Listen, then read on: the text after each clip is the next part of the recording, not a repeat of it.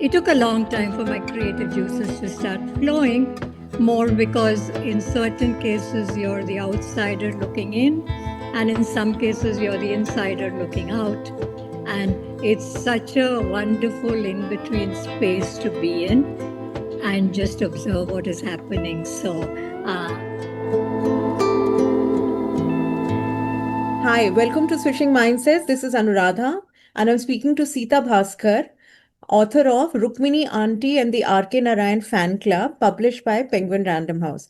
Hi, Sita. So lovely to see you here. Lovely to be here, Anu.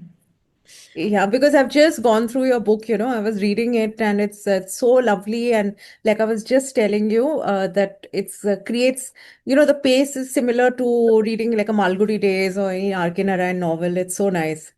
I consider that, in fact, I'm humbled by that comparison because, it's he's a master storyteller, and one can only hope that one can reach that level. So I'm really thankful for your remark. Yeah, thank you. And you divide your time between the US, Madison, and Mysore, right? And right now, currently, you're in Mysore. So Yeah. tell me a little bit about yourself before we get into the book. What took you there? Did you grow up in Mysore? What have you done before becoming an author? Oh, Yeah. okay. So, no, I didn't grow up in Mysore. I just moved to Mysore sometime, I think, just before the pandemic. So, Okay. I've grown up pretty much all over India, born in Bombay, lived in Madhya Pradesh, Bangalore, Mangalore, all those places, Madras, of course. Uh, what took me to India? What takes an Indian person, I mean, what took me to the US? What takes an Indian person to the US these days? You're an IT professional, so you Right, right. end up going there.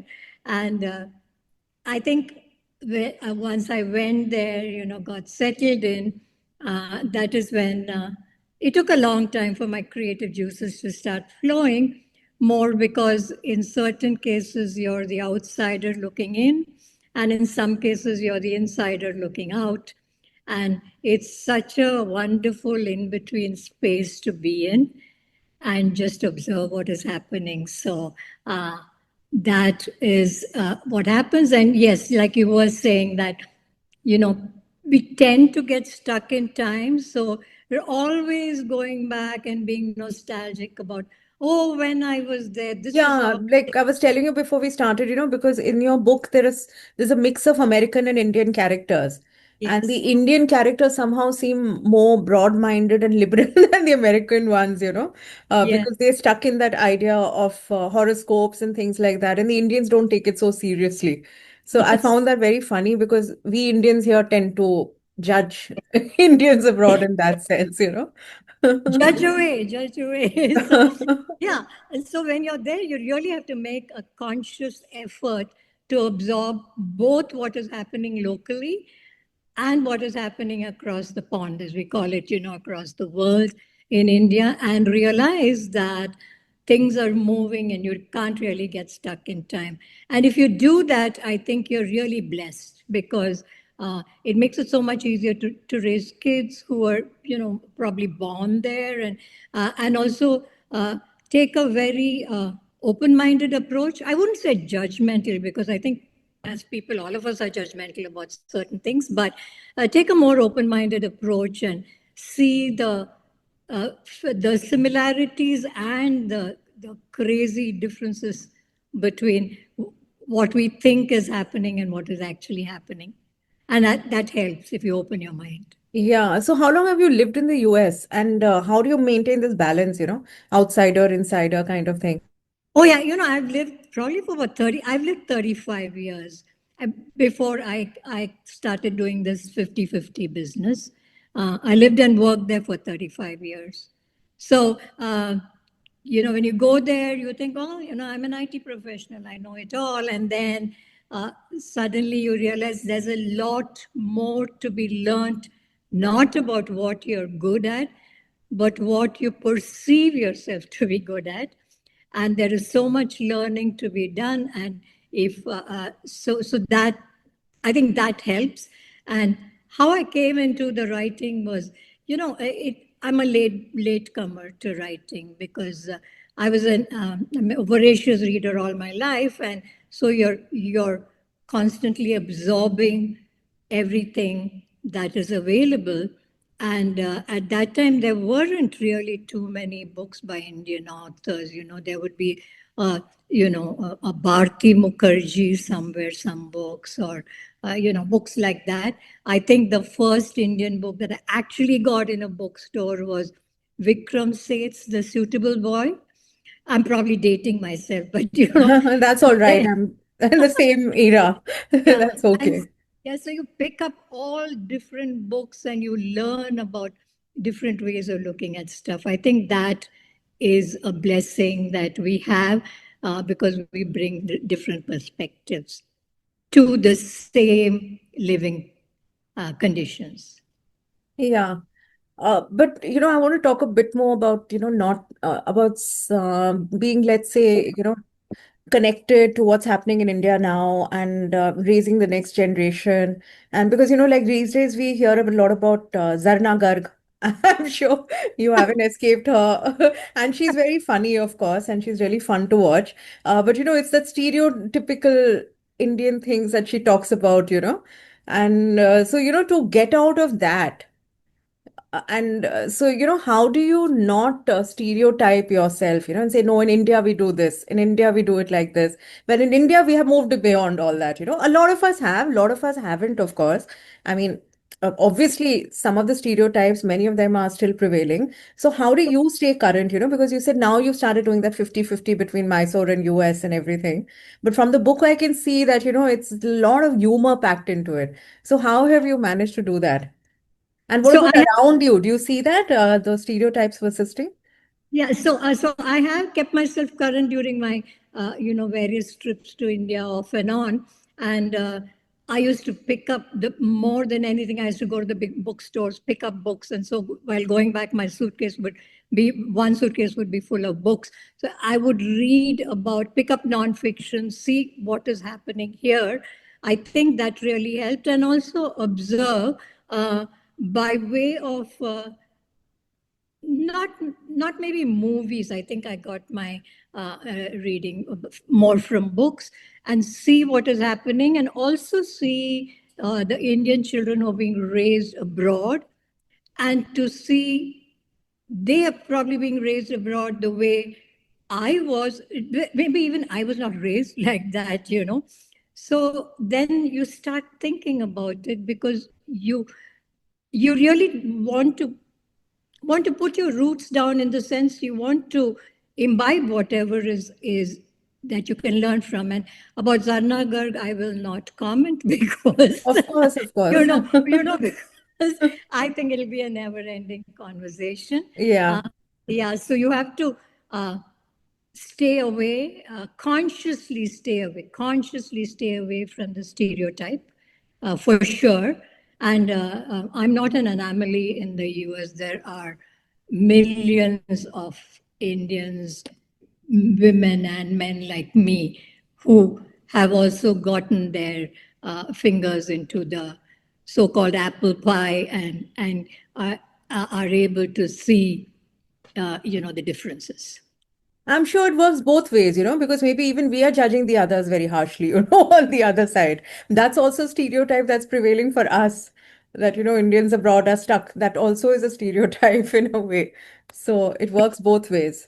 It works both ways, It works absolutely. both ways, and it's all just fun talk and gossip, like in your book. Yeah, yes, Yeah. yes, that is true. Because, I think in India, like, things have moved on in the sense that when someone comes and says, "Oh, this is how I expect it to be," and you look at them and like, what planet did you fall off from, right? Right, right. Yeah. Exactly. Yeah. But so coming back to your book, it's what I really like is that, of course, like we said that, that American, Indian, that entire play is happening. And also there are a lot of senior citizens in the book, retired senior citizens, and Rukmini auntie, of course, she suddenly, she was following her husband around, and, she'd taken a back seat, and now suddenly when her book club meets, her husband goes out and gets samosas for everybody. So suddenly, she's in front, and the husband's playing a supporting role. So it's so nice, So how did you come upon this entire gang of characters, really? So you see you meet different people in life. So I haven't really copied one single person or anything like Yeah. that. You're basically watching different people, different mannerisms and stuff like that. But literally, to tell you frankly, Rukmini Aunty was not the protagonist of my book when I started, because I never thought I would be able to get into her shoes, so to speak, into her red sneakers, as she, Yeah. so to speak, right? And my protagonist was Janani, her niece by marriage, Yeah. because that is an area I'm very familiar with. I can step in. I can, having entertained so many visitors from India year after year, it's something I can really get into and address. But suddenly Rukmini Aunty took over the book, and then Janani became like a side character, a supporting role, so to speak. And I found Rukmini Aunty very interesting. And then also you take a single locality in India and you see what all different people who live there, how they interact with each other, how they support each other. At the same time, how, they're also judging each other a little bit, but do come together. And so I think all that just played into it. And yes, I do notice, I did. Usually, they've got a very nice balance, the relationship between Rukmini Aunty and Sesha Uncle, but it kind of keeps moving. Like most of us pretend like I have, no control over what I'm doing. Eventually to find no, the other person is very supportive and really, steps up to the plate when things are required. So it just kind of organically flowed into that kind of setup. Even the maid, it's quintessentially such a part of the morning routine. And then how she comes up, she takes care of the child, how she interacts with the policeman and all that. It all just came organically. I don't think I consciously wrote in any of that. But then when they started that conversation, I just found it, oh, okay, let's see where they go with it. Yeah, because it's so typical. She says, like, we go to the police the last, you know, Yes, yes. and promptly the policeman comes and starts accusing the maid, literally. Yes, true. I felt bad putting that sentence in, but it would have been, it wouldn't have been complete without putting that sentence in. Yeah, absolutely. So Janani, you said, was going to be the main protagonist, and she's such a lovely, endearing character. She's so enthusiastic and she's so enmeshed in the family. It's Yes, lovely, and her husband, who's the actual nephew, I guess, yes, he he's just in the background. And because Rukmini auntie is constantly calling up Janani with the news, and that's what happens also actually, right? In families. Anything yes, happens, he's like, okay, I must tell Janani what's happening. So tell me, when yes. you conceived of Janani, what was it? You said you'd seen a lot of people, entertained a lot of visitors. So how did this character come to you? So Janani came to me. I think it all started off with this, these people coming back from Las Vegas and you know going gaga about the buildings in Las Vegas, right? And to me, and talking about the architecture there, and to listen to people say that is almost like, what are you talking about? Uh, it's Vegas for Lord's sakes, right? So, so I think that had kind of gotten into my mind somewhere. I can't remember who mentioned it or oh yeah, yeah, yeah. I do remember who mentioned it to me, and I remember my eyes just going wide, saying, "I'm not sure one would talk of Vegas and architecture in the same breath." And so that kind of played into it, and then also played into my fascination for. Going to visit, Mark Twain's house, or going to Salinas in California, to the Steinbeck Museum, or whatever it is. Those are pilgrimages I make. And so it was very, it kind of played into that, visitors coming. And the first time I remember I took visitors to Hannibal, Missouri, and they're like, there was a movie called Hannibal, so they thought it has Yeah, something. I first thought of that. I was like, Hannibal, okay. Yeah, so it's like, Yeah. but did they shoot that movie there? And so then I loved taking people there and then taking people, it would be a kind of a natural thing. Take them to Springfield, Illinois, which is Lincoln's birthplace, which some people have heard of course. I mean, most people have heard of. And Yeah. then from there, go to Hannibal, which really doesn't have anything except the museum. But I used to be so fascinated. And I think that's where Janani grew in, like trying to bring those two pieces together of different parts of the tourist America versus the really lovely places you can go to if you just get away from the beaten path. Yeah, because you can see that eye roll happening when they're talking about the architecture in Las Vegas of, I haven't been to the US, but I'm just saying you can get that, obviously Las Vegas is commercial, and Yes, it's so nicely builds it up, like you're saying, because she goes there, they are barely aware, they can't even get the name Tom Sawyer right. And they're like, okay, who was that? Something to do with Charles Dickens. Okay, okay. Was he related to Mark Twain? And she's never even read a book by R.K. Narayan. They're not aware of him. And he's a Kannada writer who wrote in English of, not even in Kannada. And yes. then she starts a book club, and then they're telling everybody that, oh, we went to the US and it's so well preserved there. And look at us, we don't value anything. So I like that, that wink to the reader each time, because you're in on the joke the entire time. It's lovely. True. But also, what I liked about Rukmini Auntie is she really opened up he opened up to the whole concept and then got away with because I think people love to show the houses they live in and oh, I got this from here, I got this from there, which is lovely because it's your personal space. But that whole yoga and meditation meant so much to her. Yeah, yeah. It had to be just perfect.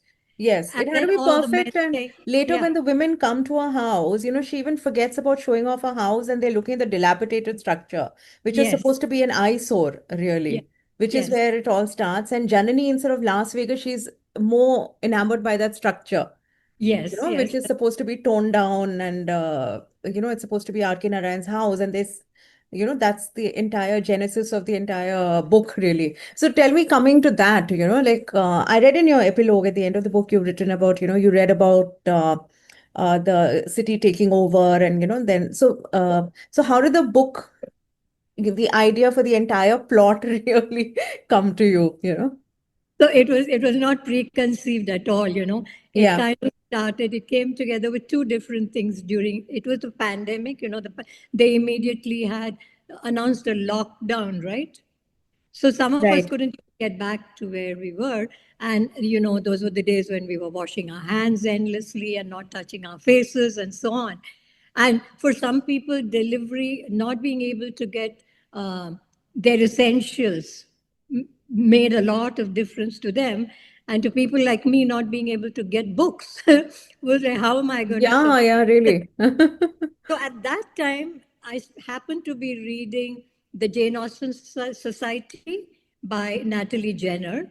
And I knew nothing about the book. I just picked it up. It was recommended somewhere. And as I read the book, I thought, this storyline reminds me of Pride and Prejudice. So this storyline reminds me of Mansfield Park. And then kind of halfway through the book, it hit me. I got it.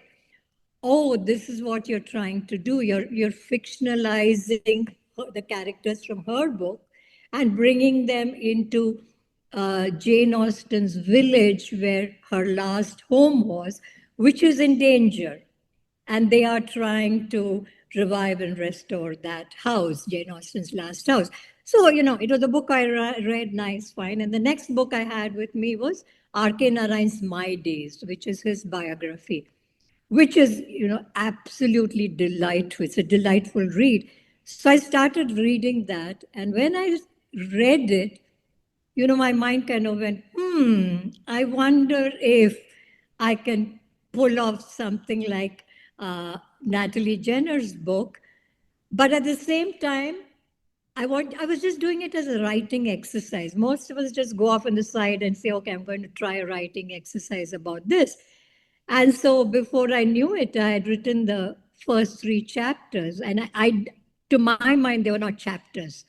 This was an experiment. I was just going to see how I work it in, right?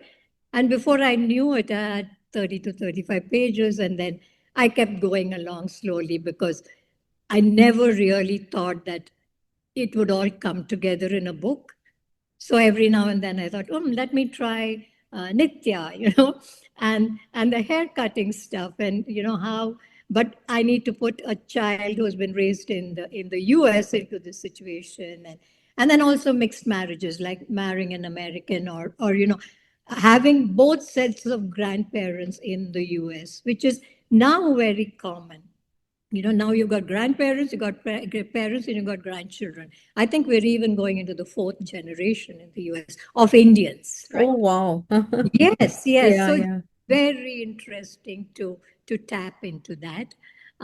So then I thought, and then of course, everyone. I think, okay, my favorite is of course Swami and Friends. So then I thought, I wonder how I can work Swami into this, and it was all being done as more like a writing exercise.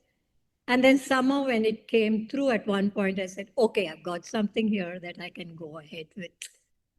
So did I expect it to actually become a book and then also become a book that resonated with no, I didn't expect it to. And the second thing is R.K. Narayan. So during that time, there were articles. I lived close by and there were lots of articles. And it's like, I want to live in that area, except that there's a railway line somewhere close to it and the trains go by early in the morning. So I said, oh, I need to get away from that particular noise. And they actually had some sculptures put up in those four roads that meet there, which was Swami and his friends, and with the cricket bat and all that. And it just appealed to me so much. It just appealed to me so much. It was very endearing, very it grounded the writer and his writing and his books and his characters. So that, I think, then I developed a fascination enough to be able to move forward and finish the book. It's like all the signs were there, right? Right from the I Jane think Austen so. book and everything. It just led you to it. Led me to it. And it's not as if, the divine light shone or something like that. Gradually, step by step, I had to be pulled and dragged towards it, just like most of R.K. Narayan's characters are. Yeah, absolutely. And you've even got a Swami in there, the kid. Yes. Uh, Yeah. how cute And was that? Nitya, the boy with long hair, yes. Yeah, yeah. That's a lovely story, really. And how all the characters come together, because all the grandmothers are friends and there's stuff happening. It's Yeah, really nice. true. Tell me, any favorite characters there? All of them are so well written. It's really nice. Yeah, yeah. I think the They're favorite all very character, well adjusted somehow. No, there's no drama happening in that sense. Even if it's the American son-in-law or the boy who's raised in America, like Nitya, they're all very well adjusted. They all love their grandparents. The parents are fine. It's very nice, although they're all going through their own individual struggles. yes, yes, Yeah. yeah. And I think many of us see that now, the children do have this, this thirst, this eagerness to have more family and to find out what's happening and so on. So they're not really surly teenagers. So it's Yeah, a they're not. delight. Yeah. Hmm. Yeah, so it's a delight to come across that. That I'm trying to reminds me sorry to interrupt, I just remembered in one the Rukmini comments like, this younger generation just loves to hug so much. So yeah. Correct. Yeah, because the girl comes in, I think not Mukta, the other one comes and yeah, hugs her. yeah, yeah, yeah. Hmm. Yeah. So and also I now find that the younger generation actually want to listen to what we say. And for me, that's such a shock because it's like, you want to do Yeah. what? They want to listen to me because when we were younger, we didn't want our aunts and We uncles. didn't. Yeah, and grandparents, no, good heavens, no. But Yeah. the younger generation is very interested, and I find that so fascinating with them. I'm trying to think who are the two people. I do like the yoga girl going Oh, after, yeah, that's so cute. yeah, Yeah. that one, and the Yeah, she other asked one. for, I don't know if I should say it, like reveal No, the. that's why I didn't mention it. Okay, so let's not. Yeah, they can Yeah, find out, whoever reads I it. Yeah. think it's there. Yeah, correct. Hmm. And then the other one You where, can just say she's very forward, you know? It's yeah, very endearing. Yeah. very, very for what she thinks as India would want, Yeah, right? yeah. Not But in a very really American way. in a very American way. And then the other one was the young lady who's done political science and, uh, Yeah, suddenly finds, and then she's got pink and purple hair and right. decides to become a teacher and all. I think I found that interesting Yeah. to write because on one side you're sensing that your parents really are wondering what is she doing going to do with this degree. I mean, why not the usual beaten path of a doctor or no, I think now it's IT, or now I think it's called AI experts or whatever it Yeah. is. What is she doing with this, and trying and actually finding that her father is more open-minded than she gave him credit for. Yeah, which is what I like, because it's that whole relationship, they're getting both generations, or rather three generations. You're talking about the Swami who's, dealing with his own coming to a school in Mysore, and Yeah. the parents and the parents' parents, it's very nice. Yeah. Yeah, yeah. So, and also, the whole children here expecting children from America to be in a certain way, you know, uh, and then they say, "Are you sure you're from America?" Yeah, yeah. so, so really, because the same thing with schools, there's this feeling that in America you can behave any which way you want to go behave in school, and you can sit with your feet on the table and all that, and we'll be like, that's not how it works. That's not how it works. Yeah, There, yeah, because the kid who says that, it's so interesting, because that's what you see in American movies. exactly. Yeah.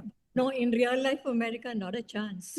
so, so, uh, so I think it was interesting bringing out those contrasts and the fathers venting about their work lives and stuff like that, and how their children are and so on. I think that was interesting. So tell me, you said the younger generation is very interested to hear stories from the older generation. So what is it now, with the fourth generation of American families and Indians in America? So how is it, how do they stay connected to their roots? Because I see, even Nitya, I think, he's got a group of friends in Mysore who he has grown up with, just like maybe his friends in the US. So how do Correct. you see people maintaining connections? So they do come to India. I think now there's a new generation that also comes and learns dance and music and stuff like that. But then you're not really exposed to the school system or children who go to school. Holidays also are at different times and so on, right? So I have heard from grandparents who bring their grandkids or now probably their great grandkids or whatever. That the children come when they're children, they are very interested in whatever's happening, though they're not able to make friends because children here have a very packed schedule, and also they come back from school and they're off to this class and this tuition and that tuition, so it's really difficult to make friends in the neighborhood. Whereas I think a little earlier, it was possible to do that because your parents lived here, your parents' friends were there, they had children, so they all got together and you could make friends. I think the current generation also with the whole, most of their friendships are online friendships, right? So Yeah. I am not able to see. And I think as they grow into becoming teenagers, and maybe when they're just, in 17, 18 or so on, they don't. they don't have anything to do here as such, because they don't have, they come, they see relatives, they see parents, but beyond that, unless you actually immerse yourself in some group, some classes, some sports or something like that, these are all great ways to just get to know people, right? You play cricket, right? Yeah, And that's what yeah. I love here. I mean, I used to live in an area where Saturday and Sunday, even though it was a narrow street, but all the children would be out there playing cricket. And when the scooter or motorcycle comes, they'd all stop and it would go and then they would continue. I found that just so endearing that they were able to get a space, even though it was a road, but they all got together. So I would just stand outside and watch all of them. So you have to get involved in local activities. Let me put it that way. Yeah, absolutely. I have a friend, who's been in the US for decades now, and he tells me, that his uh, son is grown up, but he took a lot of effort, to make sure that he stayed in touch with his friends again in Bangalore.